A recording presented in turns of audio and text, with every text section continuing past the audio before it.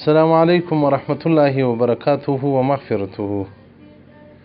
که څوک غواړي چې خپل ځان مغفور جوړ کړي، الله ورله عفو وکړي او د خپله غاړه له اوره څخه ازاده کړي، الله یې اهل د جنت وګرځوي، نو هغه دې خلکو ته رجماتونه ورکوي. رسول الله صلی الله علیه و آله و صحبه وسلم فرمایي که چا روژتي ته رجمات ورکوي، هغه روژتي و کان مغفرة لذنوبه و عتق رقبته من النار. دغه روژتي ته رجمات ورکول دا به د ده د ګناهو دپاره مغفرت سي او د ده غاړه به الله له اوره څخه ازاده کړي،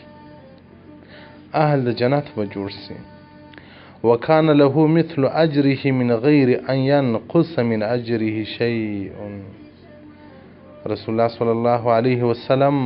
وایي ده ته به الله دومره اجر ورکړي لکه هغه چې روژه نیولې ده. که یې څوک راولاړ سي 10 نفرو صائمینو روژتیانو ته رجمات ورکړي، هغه د ده په اوبو باندې تنده ماته کړي، د ده په ډوډۍ باندې لوږه ورکه کړي، نو د ده په عملنامه کې به د 10 نفرو د روژو ثواب ولیکل سي. د هغه روژتي ثواب به هم نه په کمیږي، ده ته به الله جل جلاله پوره ثواب ورکړي. صحابه کرام رسول الله صلی الله علیه وسلم ته څه وایي؟ یا رسول الله زموږ سره خو هغه څه نشته چې موږ روژتیانو ته ورکړو، موږ خو غربا او مساکین یو. یا رسول الله موږ خو خپل په نس باندې حیران یو چې څنګه به په رجمات مړوو، نو موږ به بیا څنګه بل څوک موړ کړو. رسول الله صلی الله علیه وسلم وایي دا ثواب الله هغه چا ته هم ورکوي من فطر صائما على تمرة او شربة ماء او مذقة لبن.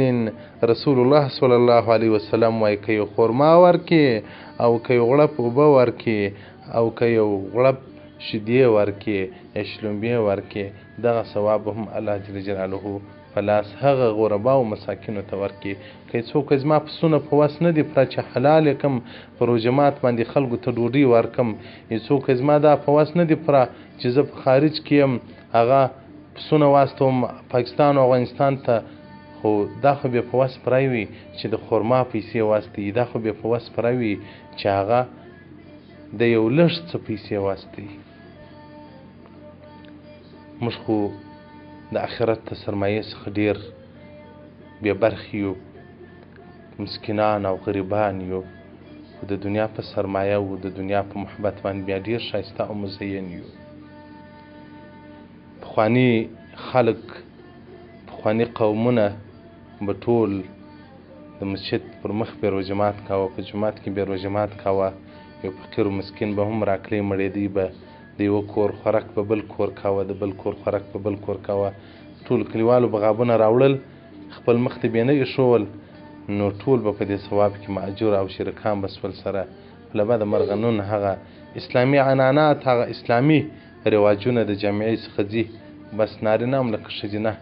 کور رجماتونه کوي.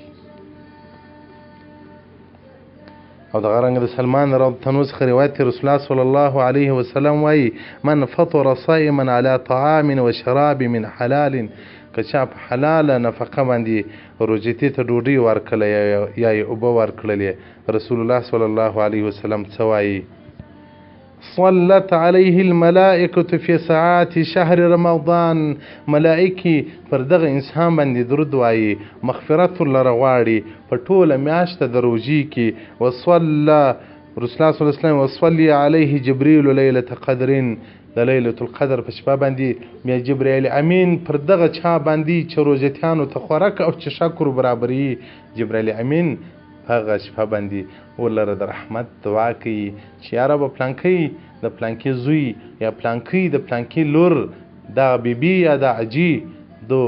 خلکو ته رجماتونه ورکول، الله ته ورباندې ورحمېږه. نو په هغه عظیمه شپه کې چې لیلة القدر د فضایل به بیا انشاءالله که ژوند و درته بیان کو، په هغه شپه کې به د دې شپې په رحمت او د دې شپې په فضیلت او په ثوابو کې به هغه څوک شریک سي چې هغه رجمات و صائمینو ته ورکوي، روژتیانو ته رجمات ور برابروي. او دغه رنګ د رسول الله صلی الله علیه وسلم څخه روایت من جهز غازیا او جهز حاجا رسول الله صلی الله علیه وسلم که څوک د مجاهد نفقه له شاوخوا د کور ور برابروي او یو څوک حج ته ولاړ سي دغه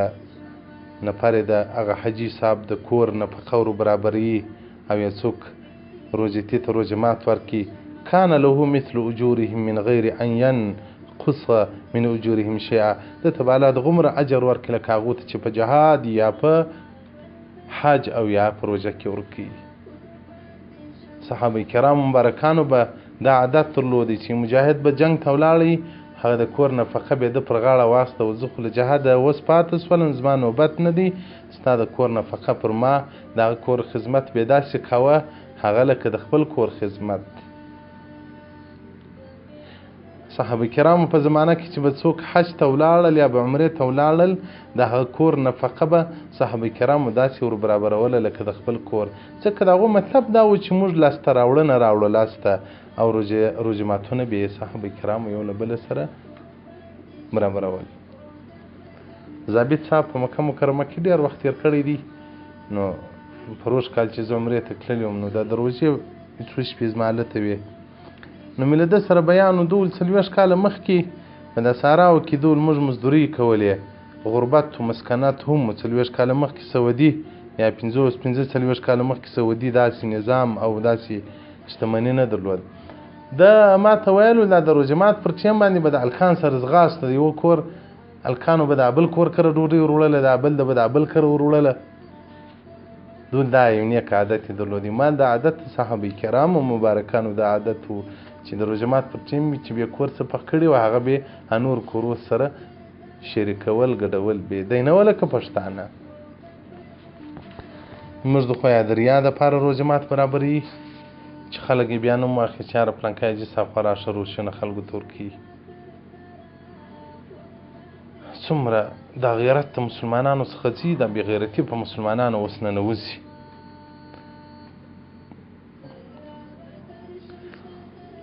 په هر کلي کې په هر بازار کې په هر ځای کې چې د هر مسجد سره تعلق لري جومات سره ټولو مؤمنانو هغه جومات ته روژه ماتونه ور وړي که حاجي صاحب یې که مولي صاحب یې که هر څوک یې هغه جومات ته د روژه مات ور وړي زه خپله چې یو ځای ملا ومه نو ما به بیا مخکې چې زه ملا وم اوس خو ملایي نه لرم خپل جومات مې دی نو روژه ماته ما رایستی خلکو مولي صاحب ته روژه مات ولې راباسي ما په د اجر نه در شریکوي که د معتکب چې به مسجد کې اعتکاف تر وولدي ما به د معتکب په وار یې تېراوه د نصیحت کې به مې هم دغه یې ورته وویل مال په دا ثواب کې ملا وستي فرق نشته باید ملا هم خپل همت ښکاره کړي نو محترمینو که مولوي صاحب دې هم دې له کوره یو شی راباسي که حاجي صاحب دې هم دې راباسي خو د روژه مات پر وخت باندې بیا دا عمل کوي د خپل غابونه خپل مخ ته ما ږدي د نورو مؤمنانو مخ ته خپل غابونه یې ږدي هغه دې بیا خپل غابونه ستاسو مخ ته یې ږدي دا ثواب کې به سره شریکان سي نو محترمینو روژه ماتونه مؤمنانو ته ورکوي خرما مو په وس پراوه اوبه مو په وس پراوې شلومبې مو په وس پراوې الله جل جلاله دې ستاسې جنتونه ښایسته کړي الله دې ستاسې قبرونه ښایسته کړي الله دې ستاسې عمرونه ښایسته کړي اوبه ورکوئ خلکو ته داسې خلک شته چې د اوبو تږي دي اوبه نه لري دا پرون ورځ زه راووتلمه حاجي ښایسته خان حاجي صاحب ته دې الله جل جلاله د حوض کوثر د اوبو نصیبه ورکړي دا برمو ترتیب ټول د سره برابر کړی دي د مور و پلار او پر رسول الله اسلام ته ثواب را بخښلی دي ما ته ثواب را بخښلی دي ما ټول شاګردان ته بخښلی دي نو بیا یې بله خور وله ما ته ویل دا پیسې به زه در واستوم یو بمبه ما له مشوره ورکړله ما له زه به یو ټانکۍ راوړم دلته شاوخوا کوچیان پراته دي اوبو ته ضرورت شته او اوبه به بره زه ورکړم دا خو بیخي ښه خیر دی نو بیا ما حاجي فتح محمد ورته پیسې ورکړم ما له ټانکۍ اوبه راوړ نو دوی ښځې را روانې وې سپین سرې وې ما له جانیان اوبه څنګه دي ډېر ښې اوبه دي ما چې موږ چې شو هغه هم تاسو ته درکوو ولو مولوي صاحب له هغه برمې څخه موږ اوبه راوړلې په دا تالاو کې اخرنې اوبه وې بیکاره اوبه به یې موږ ته راکولې نو دا روژه را روانه وه زموږ ډېر وارخطا وه چې موږ به څه په دا روژه کې نو مال انشاءالله که زموږ ژوند ودلي و دا اوبه پرېمانه دي نو خلک د اوبو تږي دي کوشش وکړي اوبه برابره کړي مؤمنانو ته داسې کورونه شته چې هغه کې وچه ډوډۍ نه وي د هغه ضرورت لري د بل مؤمن له درد ځان خبر کړي د بل مؤمن په درد باندې ځان دردمن وګرځوي نو کوشش وکړي که په داخل کې مسلمانان دي که په خارج کې مسلمانان دي هغه د روژه ماتیانو د روژه مات بندوبست وکړي په موږ کې داسې شتمن خلک شته چې دا یې په وس پوره ده چې په یو کلي کې اشپز هم ودري هره ورځ یو پسه حلالوي خلکو ته روژه ماتونه ورکوي نیکه یي که د نامه ودریا ځای راسي بیا پلکاو روپۍ مصرفوي نو که څوک غواړي چې ځان مغفور کړي الله ولره بخښه وکړي او د ده بدن د اور څخه آزاد شي هغه دې روژه ماتونه خلکو ته ورکړي هغه د روژه ماتونه خلکو ته برابر کړي په دا مدارسو کې او په د مساجدو کې طالبان دي هغو ته روژه ماتونه ورکوئ تاسو باور وکړئ چې زه یو ځای طالب وم په یو وخت کې په دا روژه مات باندې به نو موږ طالبانو خپل شی مو نه درلودی نو د کلیوالو غابو ته به موږ انتظار و هغه چې به دوی راوړل دونه شی بیا راوړي چې نه به موږ په ماړه سو دې خو نو کور بیا نوره ډوډۍ خوړله نو دا د مسجد طالبانو ته ښه روژه ماتونه وراستوئ الله جل جلاله بیا اجرونه او ثوابونه درکړي ځکه طالب العلم سبق وایي په هغه عبادت کوي د علماو کورو ته روژه ماتونه وراستوئ دا کلي کې چې مملا دي د هغه پر کور پوښتنه وکړئ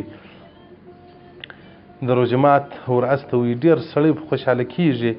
زما ملایې وله یو کور و د روژه مات په ټیم یې ماته یو پلیټ غوښې راستولې ته باور وکړه دونه دعاوې چې ما ورته کولې الله دې هغه د دوی په حق کې قبولې کړي نو که د مسلمانانو زړونه لاسته راوړي الله به در سره راضي شي او که داسې غافل و لکه اوس بیا نو که د دوزخ په هره شله الله ورننه ایستلو ورننه وتلو الله دې مو له جهنم څخه وساتي حدیث رقم 932 صفحه 215 المتجر الرابع في ثواب العمل الصالح والسلام عليكم ورحمة الله وبركاته ومغفرته